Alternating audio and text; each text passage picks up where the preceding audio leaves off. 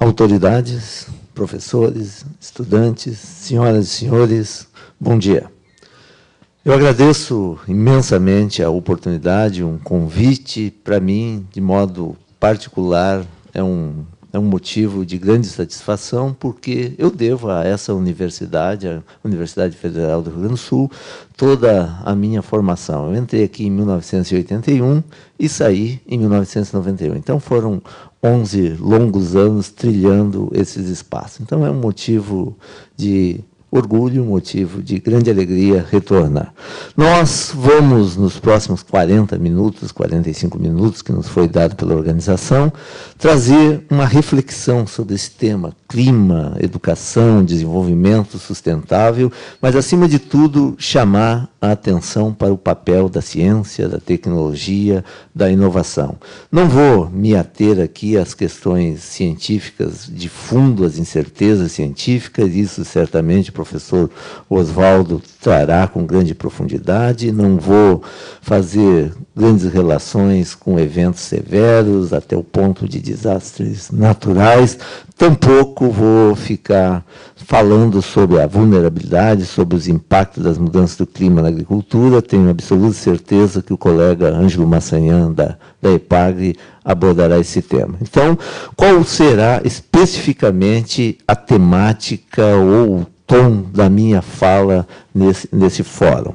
Fundamentalmente, eu pediria a próxima lâmina. Eu procurei inserir uma reflexão dentro da ementa que foi proposta pela sessão, que falava de clima, de manejo sustentável, de exploração de biomas, de produção de alimentos, de desastres naturais, de educação, da relação do ser humano com o ambiente, do papel da ciência e tecnologia, e, evidentemente, num tema que tem clima, que tem alimento, que tem saúde, eu não poderia me furtar de fazer uma ligação com a agricultura brasileira. Então, eu peço a próxima lâmina, eu considero fundamental qualquer ilação, qualquer relação que se faça nesse sentido da ligação entre esses três temas, clima, saúde, educação, produção, vários temas, não é 3, aí tem 4 que eu citei, produção de alimentos. Fundamentalmente, nós temos que dar uma olhada, um entendimento da agricultura brasileira. Nós estamos falando em país. Nós não podemos nos furtar de saber de onde nós viemos, que agricultura, onde nós estamos hoje, para onde nós queremos ir, ou para onde estamos indo com o caminho que estamos adotando. Quais são as oportunidades que nós temos de inovação, tecnológica nessa agricultura e, fundamentalmente, dentro de uma proposta de um debate, de um fórum de ciência, né? Evidentemente, qual é o papel da comunidade científica nesse contexto. Então, a próxima lâmina. Eu acho que todos, ou pelo menos alguns, têm uma noção clara. Eu não vou retroceder da onde nós viemos da agricultura brasileira, a descoberta do Brasil, a chegada do Martim Afonso de Souza em 1532 e a famosa expedição dos livros de história, né? Eu vou olhar tempos mais recentes. Se nós olharmos para um Brasil dos anos 1950, 1960, até começo dos anos 1970, nós tínhamos uma agricultura brasileira com algumas características. Fundamentalmente, as estatísticas que estão aí mostram, com baixa produtividade, né? A nossa produção agrícola não atendia à demanda interna, nós tínhamos nós tínhamos crises de abastecimento seguidamente. Eu, em 1960, morava no interior de Santa Catarina e me recordo que, naquela comunidade, nós recebíamos, no começo dos anos 60, muitas doações de alimentos, que, inclusive, não me sai da lembrança dos sacos de trigo e galões de óleo de soja, aquelas duas mãos da chamada Aliança para o Progresso. Então, o Brasil dependia, no interior de estados vizinhos, aqui da região sul, muitas comunidades recebiam ajudas, não era humanitária, estilo dos refugiados de guerra da África, enfim, de outras partes do mundo, mas no interior do Brasil, aqui no sul mesmo, tinha algum tipo de apoio que chegavam via instituições religiosas de ajuda. Okay? A escassez era a tônica, alimentos caros, inflação, consequentemente, todas as mazelas da pobreza faziam parte de uma realidade brasileira. E havia, acima de tudo, uma falta de políticas públicas adequadas, e se estendeu por um longo período, né? A falta de conhecimento específico sobre uma agricultura de um país que, majoritariamente, seu território fica na zona tropical, né? Só para ficar numa cultura em que eu trabalho já há 24 anos, né? Que é o trigo. Muitas iniciativas eram desde importações de cultivares de países frios, cultivares de trigo de inverno, que aqui tinha uma dificuldade imensa, mesmo na região temperada, pela sua elevada exigência em frio. Então, havia realmente uma falta de um conhecimento. Haviam vazios institucionais, instituições de pesquisas multifacetadas, haviam dificuldades na transferência de tecnologia, na inovação, na geração. Então, as ciências agrárias têm, indiscutivelmente, a partir dos anos 1960, um grande estímulo, uma grande explosão nos seus programas de pós-graduação, começam a gerar para aí. Bom, tínhamos uma pós-graduação, tínhamos em USP, evidentemente que tínhamos, não vamos negar, mas nas ciências agrárias toma curso. A agricultura estava nos anos 60 mais concentrada nas regiões sul e sudeste, começa a expansão rumo ao Brasil Central, nos anos 60, né, eu ainda morava em Porto Alegre, e me recordo das fumaças que chegavam ali por 66 aqui na capital, e os jornais traziam, quem olhar, a Folha da Tarde, Correio do Povo, que atrelavam aquelas questões às queimadas no Paraná. Era o desbravamento do oeste paranaense, a migração de gaúchos, né, todas as consequências. Né, atinge nos anos 70 o Cerrado, nos anos 80 começa a adentrar nas franjas da Amazônia, né, e nos anos 90 e 2000, se não houvesse marcos legais ou um maior controle, até com isso mesmo, atingiriam a agricultura, a devastação, todos os biomas brasileiros. Né? A Amazônia dentro, nós estaríamos plantando soja na linha do Equador. Né? Estamos em algumas partes, mas evidentemente que havia todo. Então, passa a exploração de todos os biomas, talvez o Pantanal não esteja, ainda tem tentativas com canas, né, caatingas, enfim, mas majoritariamente o bioma cerrado é o exemplo típico de uma transformação radical para a agricultura. Eu pediria a próxima lâmina, e essa próxima lâmina mostra, então, se nós saímos daquela situação pela via que muitos entendem da ciência, da tecnologia, da inovação, da aplicação, da criação de um conhecimento aplicado aos trópicos, agricultura tropical, né? Nós chegamos a essa posição que essa tabela mostra, em termos de produção mundial e de exportação dos alimentos, está ali o Brasil despontando com seus primeiros, segundos lugares em açúcar, em café, em suco de laranja, no complexo soja, em carnes, em tabaco, em fumo, em álcool, carne, milho, carne suína, enfim. Esse tipo de ranqueamento de posição é muito usado como uma forma de orgulho nacional, como um motivo do papel que a ciência brasileira na área das agrárias, né, conseguiu atingir, mas isso, ao mesmo tempo, nos coloca numa posição de grande produtor, majoritariamente de commodities, mas, paralelamente, nós temos uma fragilidade, sim. Qual é a nossa maior fragilidade nisso aí? Nós temos abundância de recursos naturais de produção. A nossa maior fragilidade está, em parte, aqui o nosso sistema de ciência, de tecnologia, de inovação, né? Independentemente que tenha propriedade intelectual e talvez até seja importante a proteção dos bens, até para torná-los públicos, seja um momento em que o Estado brasileiro, em que as instituições brasileiras protejam a sua propriedade intelectual. Bom, é para explorar, para ganhar? Não, até para poder evitar que que outros se apoderem e transformá-lo no bem público. Nós temos fragilidade, sim, nas principais moléculas químicas usadas extensivamente na agricultura, não são nossas, os principais genes dos organismos que estão aí. Nós temos alguns, mas aqueles de fato sentido e percebido como relevantes de alto valor.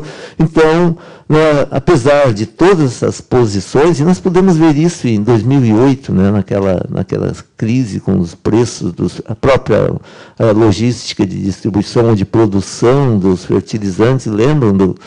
Nós tivemos crise. Então, apesar de toda a nossa força no sistema mundial de alimentação, que é o tema, nós temos uma condição relativamente frágil. Então, por favor, a próxima. Essa próxima lâmina também mostra que a nossa área cultivada embaixo, ela se estabiliza hoje, ali está 49, 52 milhões de hectares explorados com culturas anuais, pelas estatísticas da Conab e IBGE, né?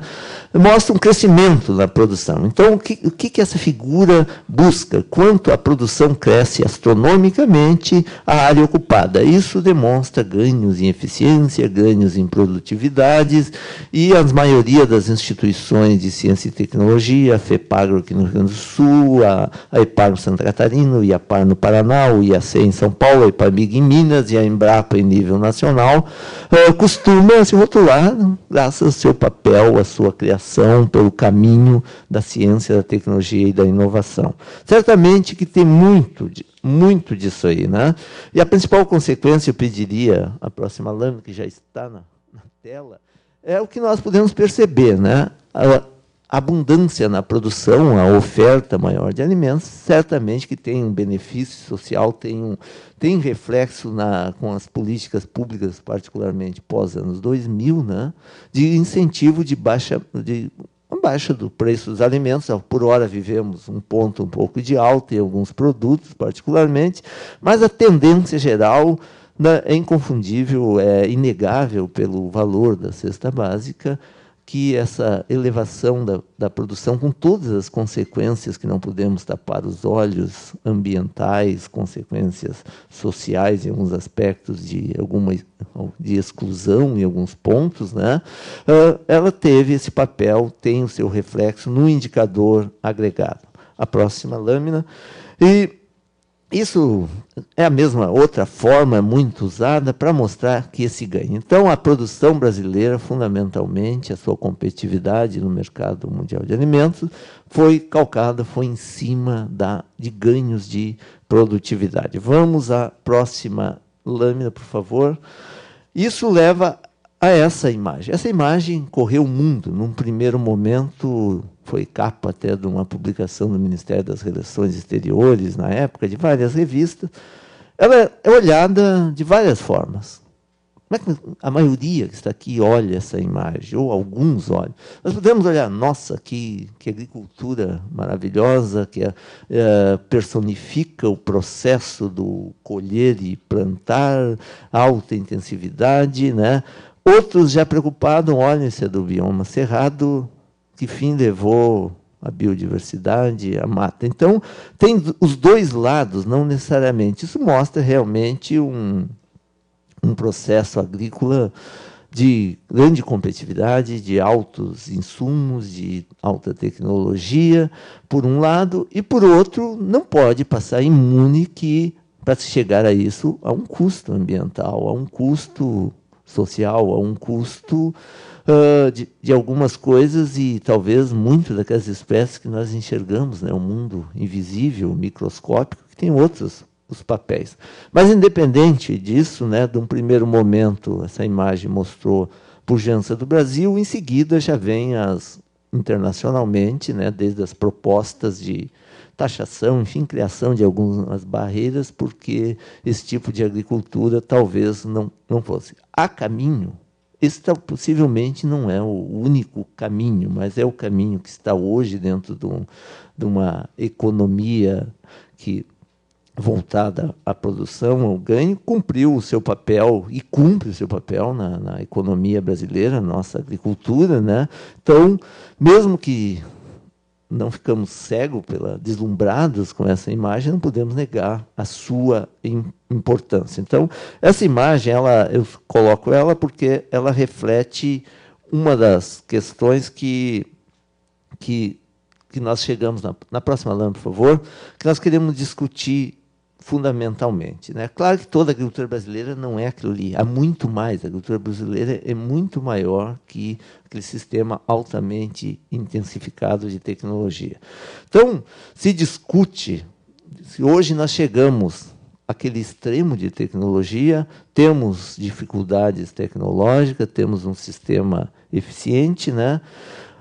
Se discute agricultura no mundo sustentável, dentro de uma inserção de sustentabilidade que fazia parte da emenda dessa sessão. Nós não podemos ignorar questões do consumo de água na agricultura, o tratamento de resíduos, a contaminação de lençóis pela alta carga de pesticidas que esse tipo de agricultura faz uso, a degradação do solo também é inegável, se não é mais aquela degradação dos anos 1970 e 80, que se enxergávamos uma erosão visível, os cursos d'água vermelhos pela cor, aí, pelos óxidos de ferro, enfim. Hoje nós temos também uma erosão, uma degradação invisível, né, uns contaminantes, que também não podemos ignorar que aquelas práticas ditas ou efetivamente conservacionistas, como o sistema plantio direto na palha, os terraceamentos que vieram antes, contornaram aquele grande problema da erosão física, mas certamente que não eliminaram algumas outras questões. Então tem a questão dos gases de efeito estufa, que o Massanhã, o professor Oswaldo, enfim, vão tratar. A agricultura brasileira torna o Brasil um dos potenciais emissores relevantes, né? Desde a mudança do uso da terra, desde os usos elevados das fertilizações nitrogenadas, desde a dimensão do nosso rebanho de ruminantes, do tamanho da nossa pecuária, que ultrapassam os 200 milhões de cabeças, são emissores todos de gases de estufa. A inovação tecnológica tem um papel, seguramente, que tem. Não é única nos recursos naturais. A agenda de sustentabilidade para a agricultura tem que ser construída. Ela veio a Rio+20, e se traz à tona novos debates. A economia verde, a erradicação da pobreza, o consumo consciente, todos temas que perpassam a agricultura, a produção de alimentos, né?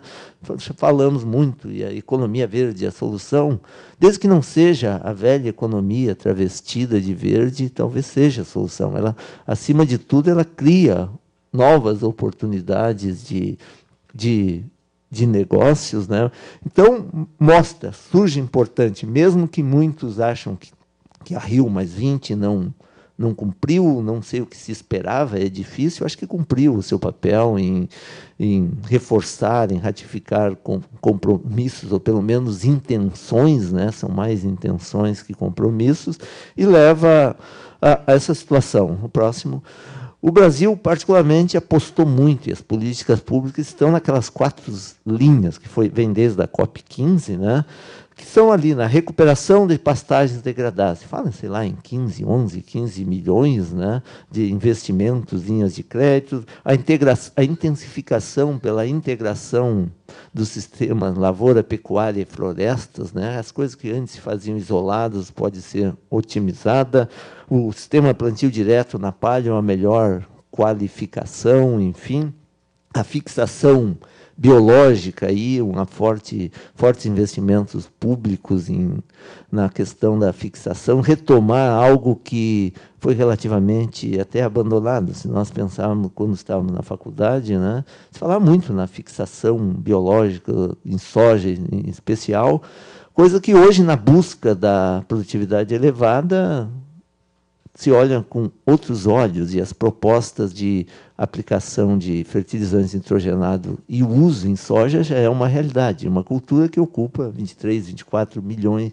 de hectares nesse país, que antes não se usava. Então, uma tecnologia que volta a reforçar, só para se ter ideia da dimensão, né? A questão das florestas plantadas, o tratamento de resíduos animais, e o próprio Rio Grande do Sul, com a expansão muito grande de um rebanho leiteiro. Eu pediria a próxima lâmina. Essa próxima lâmina ela sintetiza algo que é a nossa agricultura, o que ela busca, o que se discute, que muitos ou alguns da comunidade científica chamam de hipótese Borlaug, numa alusão ao Dr. Norman Borlaug, né, que morreu em 2009, foi o Nobel da Paz em 1970, é o garoto propaganda da Revolução Verde, enfim.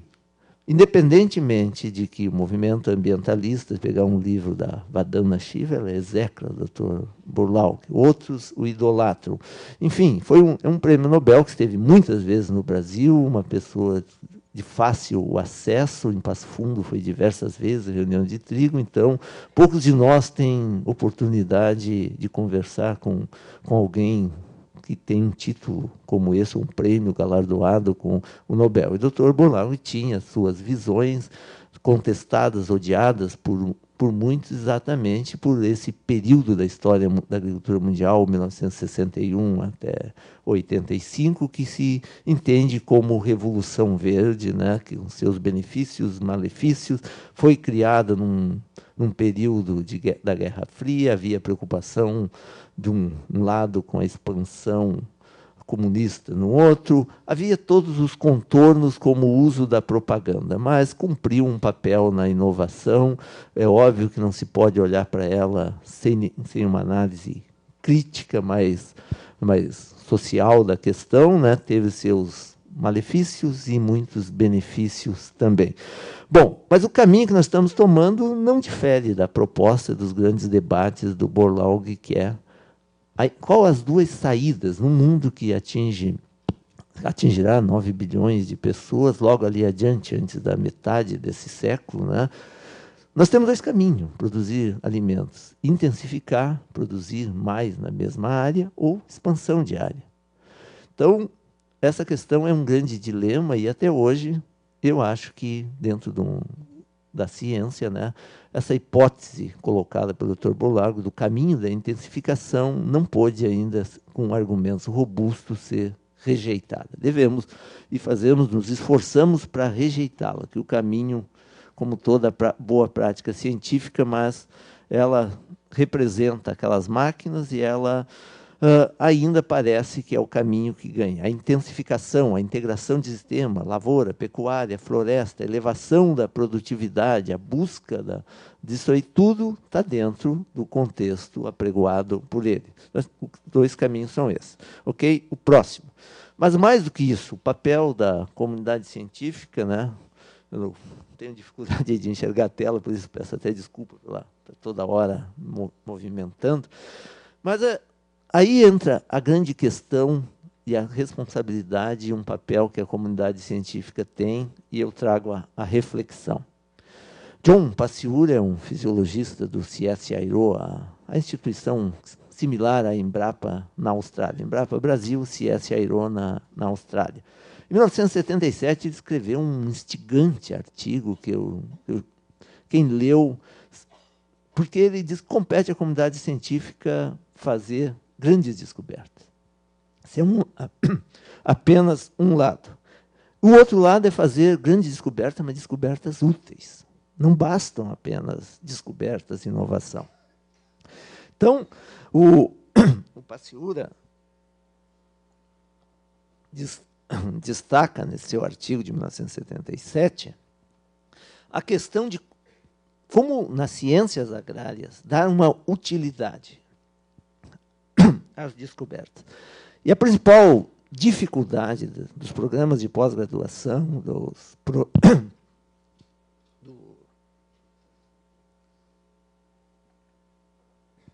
de projetos de pesquisa, estilo que a Embrapa organiza, é a nossa grande dificuldade de enxergarmos além dos níveis de organização. Nós procuramos soluções desde um nível de organização. Os que creem muito nas transgenias, no OGM, vão no nível do gene. Não, como isso se manifesta? Nós temos do gene, na célula, no tecido, no órgão, na planta, no indivíduo, numa comunidade ou numa cultura, que é uma lavoura quase da mesma espécie, no ecossistema, no agroecossistema. Então, nós temos muita dificuldade, nós fizemos belas justificativas, mas não conseguimos fazer interferências num nível que essa interferência se transporte de forma positiva e quase sempre nós acreditamos que ela vai se transpor linearmente. Lá numa placa de Petri, no laboratório, uma eficiência, vou mudar, vou transformar a planta C3, vou interferir na rubisco, vou mudá-la em C4. Aquela eficiência de taxa de troca de CO2 não se reflete naquela proporção no nível do dossel. Então, essa é a grande dificuldade da ciência básica e aplicada entender. Claro que tem questões que perpassam, que vão do gene até o fenótipo, a manifestação. Estão aí os genes RRs, BTs, né, que são os das transgenia, é do gene, mas passa toda a planta e vai até o nível sai do gene, a célula, e vai à expressão na comunidade. Bom, isso é importante porque no Brasil, hoje, há o domínio da hipótese Burlaug, da intensificação do caminho. Estão aí iniciativas dos altos rendimentos, que já são reais. Eu coloquei algumas. O projeto 10 toneladas do arroz no IRGA, né? Com arroz híbrido, com outras questões, já ultrapassou, atingiu. Nós temos um projeto piloto para 10 toneladas de trigo de uma empresa de semente chamada OR Sementes, que tem sede lá em Passo Fundo. Não está em 10, mas já tem 6 em região de Vacaria, 8. Se pegarmos o Cerrado Brasileiro, temos lavouras de 8. Mas está alcançando, é uma busca.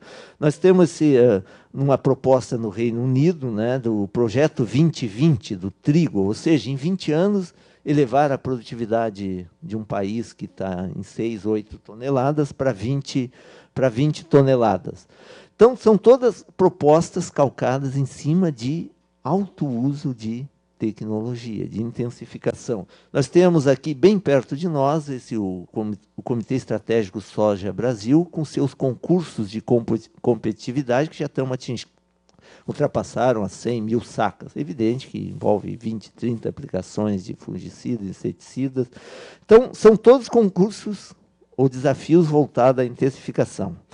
Ok? Então, essa é a realidade, aí tem um papel. Essa intensificação pode ser buscada a qualquer custo, é uma reflexão que fica para a científica. Acho que ela deve ser buscada, mas não a qualquer custo. Ela deve ser buscada com responsabilidade da ciência, aquilo que se... Muito tempo nós desviamos a atenção cobrando dos físicos nucleares a sua responsabilidade pelo projeto Manhattan, mas na agricultura, nas ciências agrárias, nós também olhamos um pouco para a área de saúde, né? Mas é fácil nós darmos um discurso da responsabilidade da energia atômica e esquecermos todas as nossas responsabilidades na agricultura. O próximo slide, por favor.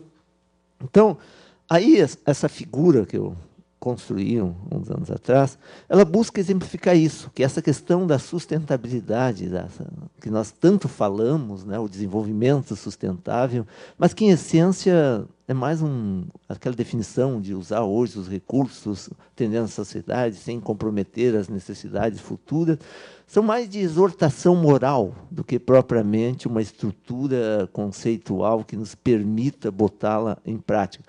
É útil, é óbvio que é útil, não há negar a sua utilidade. Então, nós temos que ter clareza que um sistema agrícola transformado, olha que as três figuras mostram, eu posso desequilibrá-lo por exaustão, se eu não aplicar nada também, não repor nada do que usa, retira, ou posso desequilibrá-lo por sufocar com elevadas cargas de adubos, de pesticidas, né, que aquelas imagens mostram. Então, essas interferências, né, a Rio+20 chama atenção, vem a mudança do clima, vamos deixar para o Sistema Mundial de Alimentação se insere. É óbvio que não existe Sistema Mundial de Alimentação sem uma parte lá na produção agrícola, né? E cuidado, muito olho vivo, que nós não podemos nunca perder de vista, né? Essa questão do greenwash, ali, do pintar de verde, muita coisa para rotular de novo o velho, né? Então, muitas práticas talvez não sejam tão verdes assim, estão apenas maquiadas de verde dentro de oportunidades de negócio. Então, isso é importante. Vamos para frente. Mas aí que eu acho que está o papel da academia. Não sei, acho que eu tenho aí uns 5 ou 10 minutos, creio eu. 10, obrigado. Aí está essa questão.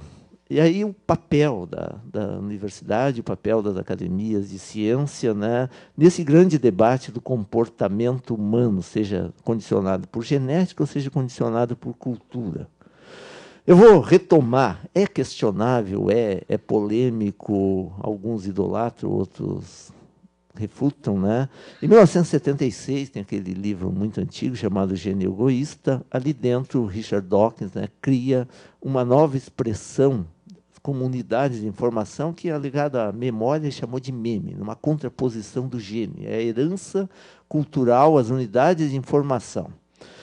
Então, e nós temos isso, independentemente, não está no gene, mas está no nosso meio cultural, nós somos impregnados desde que nascemos e temos isso presente. Esse livro aí, da Rebeca Costa, né, ele traz uma reflexão que nós precisamos, se quisermos evoluir enquanto sociedade, enquanto humanidade, nós precisamos superar algumas coisas que ela chama de super memes, nessa super herança que estão arraigadas.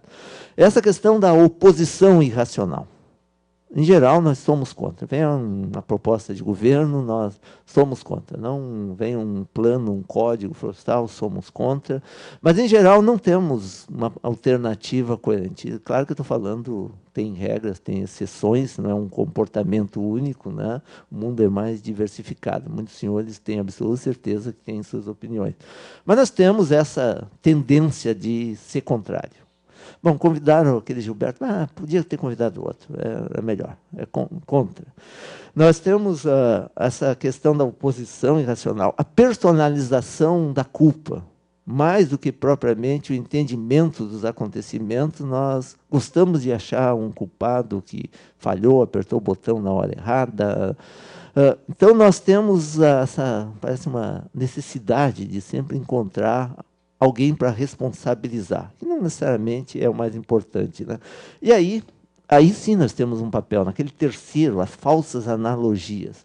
Nós, nas ciências agrárias em particular, canonizamos a correlação, mais que buscar causa e efeito, procuramos associações.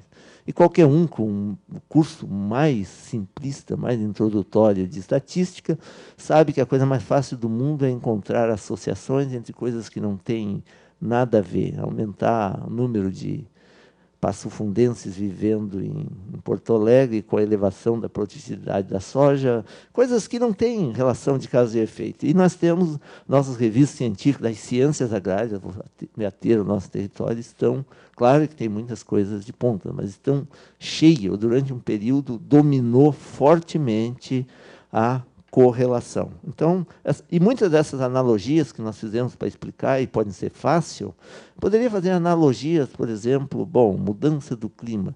Olhando a soja, essas pragas que estão hoje aqui, não tinham. Eram do algodão, a lagarta do algodão, era o perseverante, era lá do Mato Grosso, então aqueceu. Então, não é muito fácil arrumar analogias, inclusive com alguns contornos, com alguns ares de boa ciência nisso. E esse pensamento em silo, compartimentalizado, é a nossa grande relutância, a nossa grande defesa corporativa dos domínios, dos contornos das disciplinas, né? Eu, em geral, dou uma palestra, escrevo lá, Gilberto Cunha, agrometeorologista. Não é isso? Muitos, fitopatologista, muito... Enfim, não importa.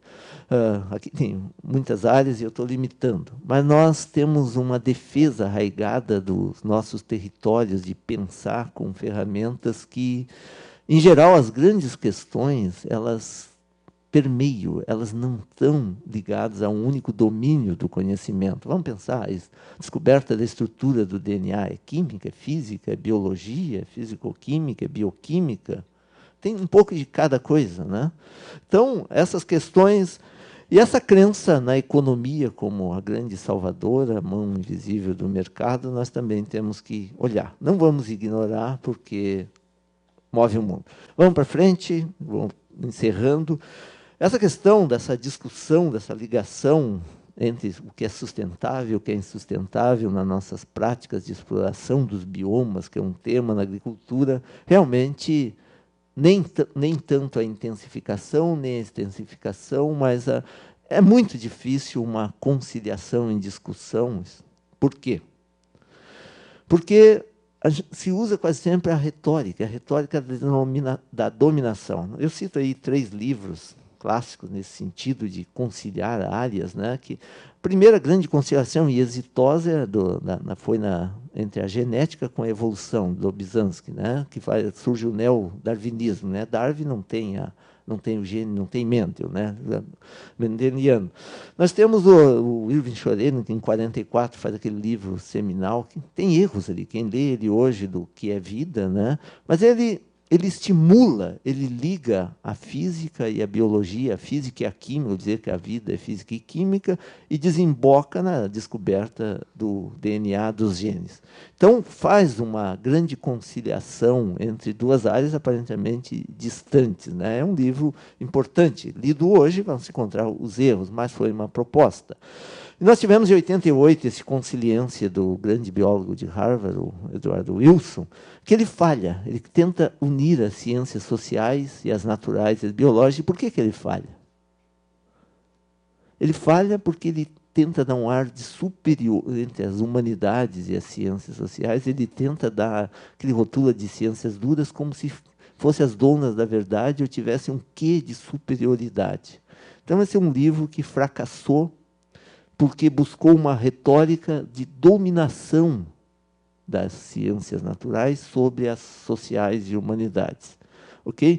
Então, essa questão da retórica da dominação, ela, em conversa, em diálogo de disciplinas, em visões sobre exploração, sobre sustentabilidade, ela dificulta os avanços. Ok? Vamos para frente, já estamos encerrando, 1 minuto mais.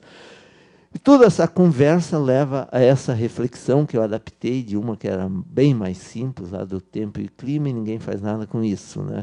De meteorologia, que o professor Oswaldo conhece muito. Mas é o seguinte, todo mundo, políticas, comunidade científica, cidadão comum, nós hoje aqui, falamos sobre clima, sobre desastres naturais, sobre mudança do clima, produção de alimentos, segurança alimentar, manejo sustentável de biomas, erradicação da pobreza, desenvolvimento sustentável, consumo consciente. Só que se faz nada ou muito pouco com isso. Todos os planos diretores de instituições, seus planejamentos estratégicos, trazem isso. Então, o mais relevante, eu acho que nós temos que começar a identificar, não é o que fazer, é o que nós não devemos fazer de jeito nenhum, em qualquer decisão, e tem coisas que nós não devemos fazer.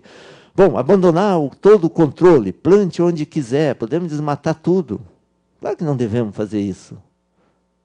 Então, mas então o que faz? Algumas coisas podem fazer. Bom, ter codificação, ter limitações, pode ser até mais importante preservar, não usar essa área hoje. Só para quem olha economicamente, pode ser que o valor desse aí preservado ou usado daqui no futuro pode ser bem mais, para satisfazer esse que quer ganhar muito, então, em preservar. Então, realmente, a discussão se torna difícil. Eu paro por aqui, mas deixo essa reflexão em que nós falamos muito, fazemos muito encontro, discutimos muito, mas realmente... E por que fazemos pouco? Claro que é difícil, a questão é complexa. Nós temos limites cognitivos do nosso conhecimento para interferir em questões complexas. Não serve a posição simplista, a visão única, reducionista em questões que são maiores. Por isso, mas algumas coisas nós podemos. E eu acho que é mais fácil identificar o que nós não devemos fazer do que propriamente como devemos fazer. Ok, senhores? A próxima aí, eu agradeço. Tem mais uma? Encerramento. É só o meu muito obrigado e colocar aí muito dessas conversas que fiz estão nessas 3 livros de popularização da ciência que nós fizemos, que chama Cientistas no Divã, Galileu é meu pesadelo e a ciência como ela é. Então, se alguém tiver um interesse, alguma coisa, anote aquele e-mail, mandem, ele faz parte de uma campanha pessoal de estimular a leitura, eu encaminho pelo correio. Muito obrigado. Sem custo nenhum. Obrigado.